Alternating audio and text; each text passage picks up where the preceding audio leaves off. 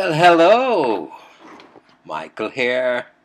Today, looking at Psalms 48, specifically verse 2 to 5 for the exposition. Let's go ahead and read the first 5 verses then. Verse 1. Great is the Lord, and greatly to be praised in the city of our God. Verse 2. His holy mountain, beautiful in elevation, is the joy of all the earth.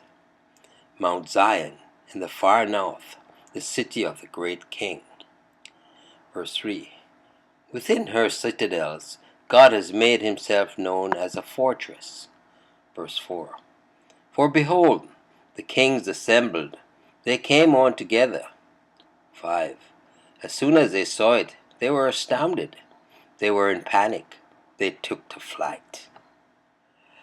And so we look to the treasury of David for the exposition in these verses. Verse 2. Beautiful for situation. Jerusalem was so naturally, she was styled the Queen of the East. The church is so spiritually, being placed near God's heart, within the mountain of his power, upon the hills of his faithfulness, in the center of providential operation. The elevation of the church is her beauty. The more she's above the world, the fairer she is. The joy of the whole earth is Mount Zion. Jerusalem was the world's star. Whatever light lingered on earth was borrowed from the oracles preserved by Israel.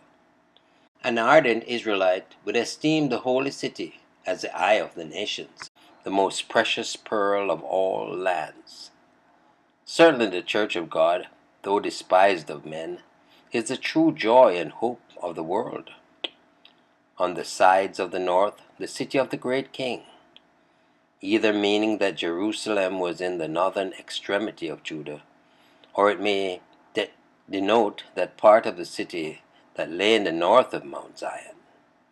It was the glory of Jerusalem to be God's city, the place of his regal dwelling, and it is the joy of the church that God is in her midst. The great God is the great King of the church, and for her sake he rules all the nations. The people among whom the Lord deigns to dwell are privileged above all others. The lines have fallen unto them in pleasant places, and they have a goodly heritage. We who dwell in Great Britain in the sides of the north have this for our chief glory, that the Lord is known in our land, and the abode of his love is among us. Verse 3. God is known in her palaces for a refuge. We worship no unknown God. We know him as our refuge in distress. We delight in him as such, and run to him in every time of need. We know nothing else as our refuge. Though we are made kings and our houses are palaces, yet we have no confidence in ourselves, but trust in the Lord Protector, whose well-known power is our bulwark. Verse 4. The kings were assembled. They passed by together. They came and they went, no sooner together than scattered. They came one way and fled 20 ways. Boastful the gathering hosts with their royal leaders, despairing the fugitive bands with their astonished captains. They came like foam on the angry sea.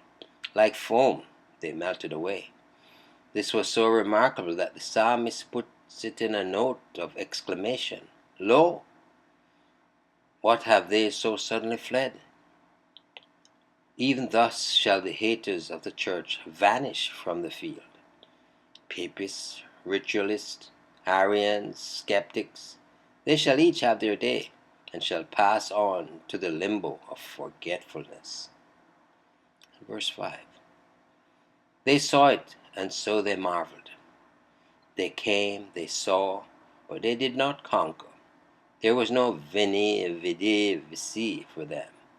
No sooner did they perceive that the Lord was in the holy city than they took to their heels. Before the Lord came to blows with them, they were faint-hearted and beat a retreat. They were troubled and hasted away. The troublers were troubled. Their haste in coming was nothing to their haste in going. Panic seized them. Horses were not fleet enough. They would have borrowed the wings of the wind. They fled ignominiously, like children in a fright. Glory be to God. It shall be even thus with the foes of this church. When the Lord cometh to our help, our enemies shall be as nothing. Could they foresee their ignominious defeat? They would not advance to the attack. Yes, bits and pieces of the fear of man, eventually of the church and their God. They shall certainly flee rather than tangle with our great and imperial God. Trust you enjoyed the meditation. Michael here declaring yet again, Jesus is Lord. Until next time, be blessed.